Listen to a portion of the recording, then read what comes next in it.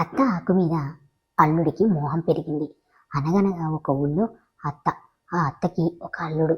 అల్లుడంటే కూతురి మొగుడు కాదండోయ్, అన్నకి కొడుకు. ఆ అల్లుడికి అత్త అంటే మోహం కలిగింది. మామకి ఒళ్ళెక్కువ. అందుకే ఆ అత్త ఆకుకి పని లేదు పాపం. బయట వాళ్ళతో వ్యవహారం చేస్తే బయట తెలిస్తే బాగోదు కదా. అందుకే ఈ అత్తకి కూడా అల్లుడి మీద సోకు పెరిగింది.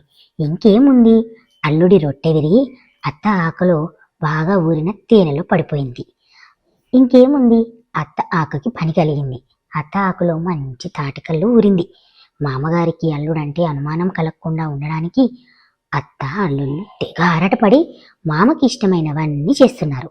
మామ ఒకరోజు బయట పని మీద ఊరెళ్ళాడు. ఇంకేముంది, అత్త అల్లుడికి ఇక అడ్డే లేదు. అత్త కడుపుకి ఆకలే, ఆకుకి కూడా తెగ ఆకలేసింది. అల్లుడికి ఆకలి అయినా ఎలా తినాలో తెలియదు పాపం. అలా బిత్తర చూపులు చూస్తూ ఉండిపోయాడు. అత్త అది గమనించి ఓర చూపుతో వంటగదిలోకి దూరింది.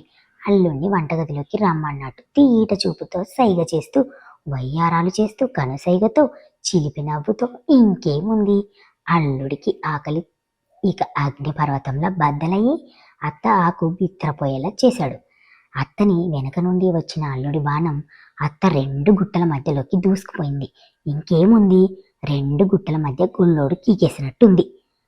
2 కోడెనాగుల వలె బుసలు కొడుతున్నట్టు ఉంది.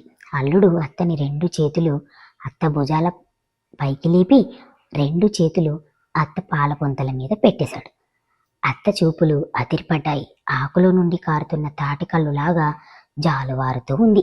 అలా నిమిషం ముందు వంటగదిలో ఉన్న అత్త అల్లుళ్ళు నిమిషం తర్వాత ఒళ్ళు చల్లబరుచుకుని పడక గదిలోకి వచ్చేశారు.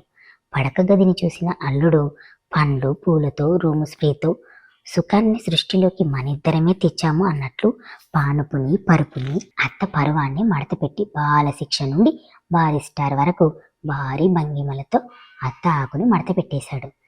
ఇంతకీ అత్త ముందుగానే ప్లాన్ చేసుకున్నట్టుంది కదండోయ్.